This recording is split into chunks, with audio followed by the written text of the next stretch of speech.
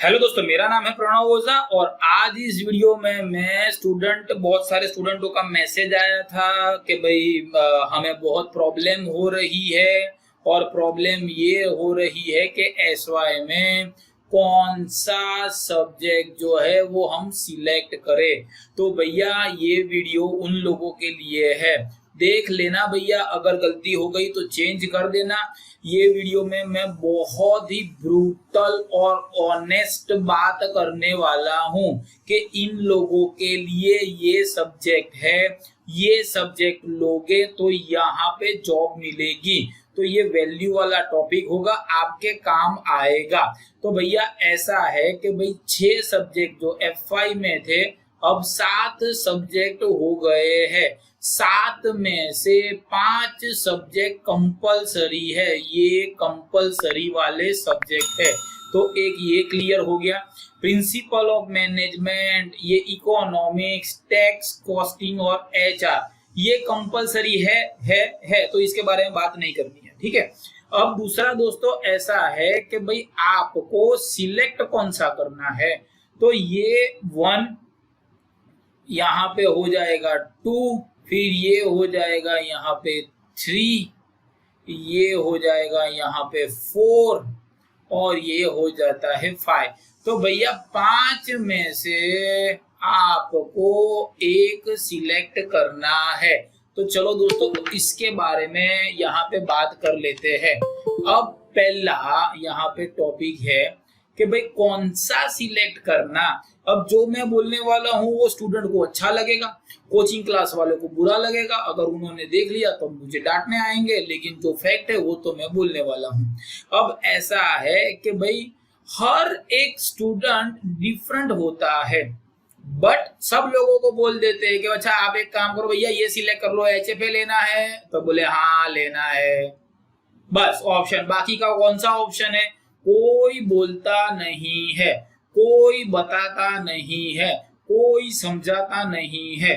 अब मैं बोलता हूं कि अगर आप लोगों के F5 में अकाउंट के सम ही टैली नहीं हो रहे थे और अगर आपने हायर फाइनेंशियल अकाउंट लिया तो SY में वापिस वो पंगा चालू हो जाएगा। The subject should be selected keeping in mind your strength. आपको कौन सी चीजें पसंद है, तो यहाँ पे सबसे पहले लिख लिया हमने HFA। अब ये HFA में आएगा क्या, पहला आ जाएगा शेयर कैपिटल वाले अपने चैप्टर्स थे, डिबेंचर्स वाले अपने चैप्टर्स थे, फिर थोड़े मतलब वही कंपनी फाइनल अकाउंट वाले टॉपिक्स थे। तो if you are comfortable with 12th का अकाउंट कंफर्टेबल था और अकाउंट आपको आता है तो आप ये ले लीजिए। ये लेने से कोई जॉब में और बाप रे HFA लिया था 60,000 सैलरी, ऐसा नहीं होता है। लेकिन लोगों को है कि भाई हाँ अकाउंट लेना है, तो फिर उनके लिए ये है। अब दोस्तों यहाँ पे सेकंड ऑप्शन के बारे में कोई बात नहीं करता है। सेकंड ऑप्शन है बैंकिंग एंड इंश्योरेंस। तो कितने स्टूडेंट्स जो होते हैं जिनका गोल होता है कि भैया मुझे बैंक में या तो मुझे इंश्योरेंस में जॉब लेनी है, जॉब करनी है। जिन लोगों को ऐसा है कि सर हमने सोचा नहीं है तो भाई वीडियो बंद कर दीजिए।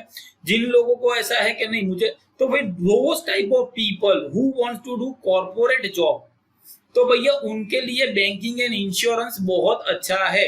लेकिन प्रॉब्लम ये है कि बहुत सारे कोचिंग क्लास इसको कराते बकायदा नहीं है। तो आपको कॉलेज जाना पड़ेगा, कॉलेज पे डिपेंड रहना पड़ेगा, वहां के लेक्चर अटेंड करने पड़ेंगे, वहां से मटेरियल लेना पड़ेगा, और ये वाला लिया तो नेक्स्ट सेम में ये वाला लेना है, ऐसा होता है, ठीक है। तो ये सब्जेक्ट अब नहीं बोलना कि इसके अंदर क्या आएगा, बैंक्स आएगा, नाबार्ड आएगा, RBI आएगा, तो ऐसी सारी चीजें यहाँ पे आती है।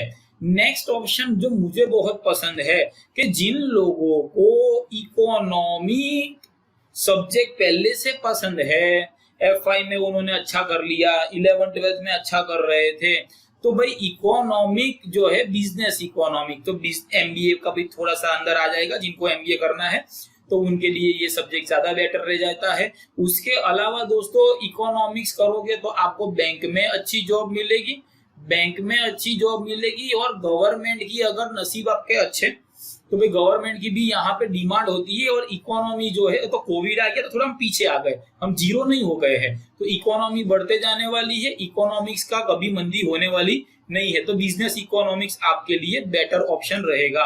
लेकिन बिजनेस इकोनॉमिक्स लिया तो वापिस नेक्स्ट सेम में ये लेना है।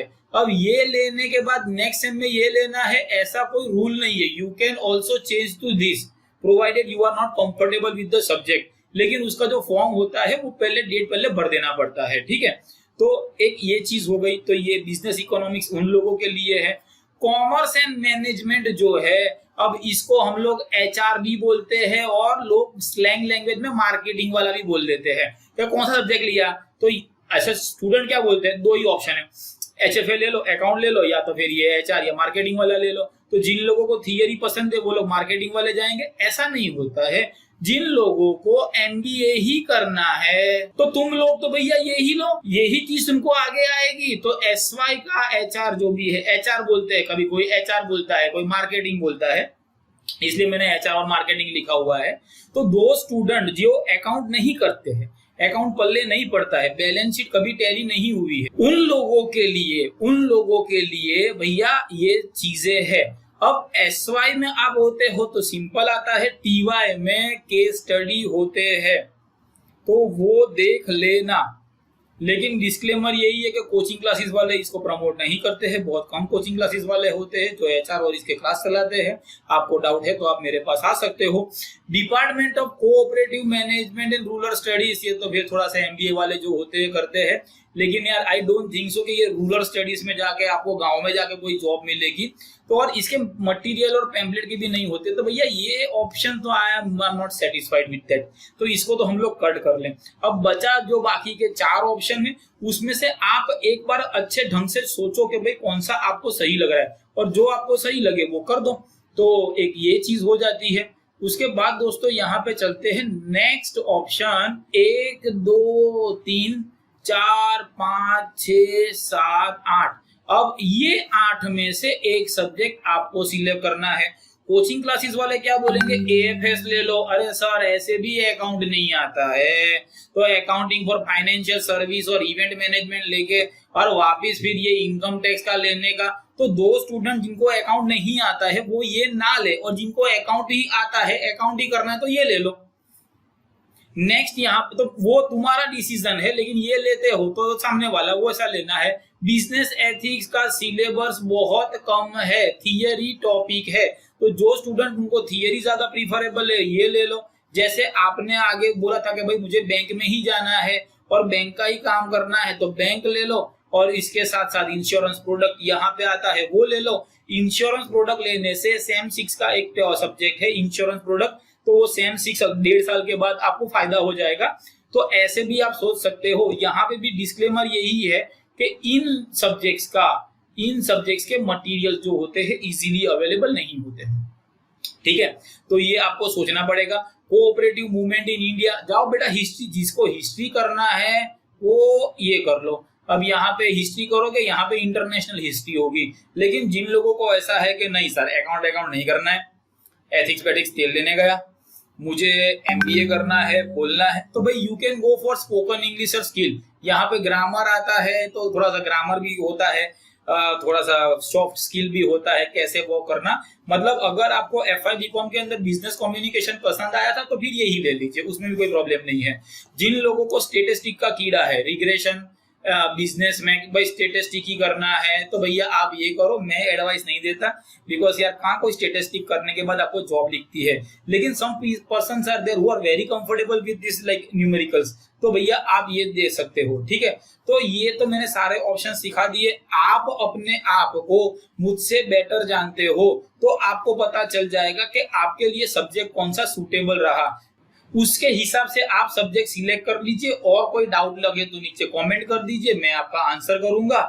आई wish you all the best, good bye, God bless you and जय हिंद।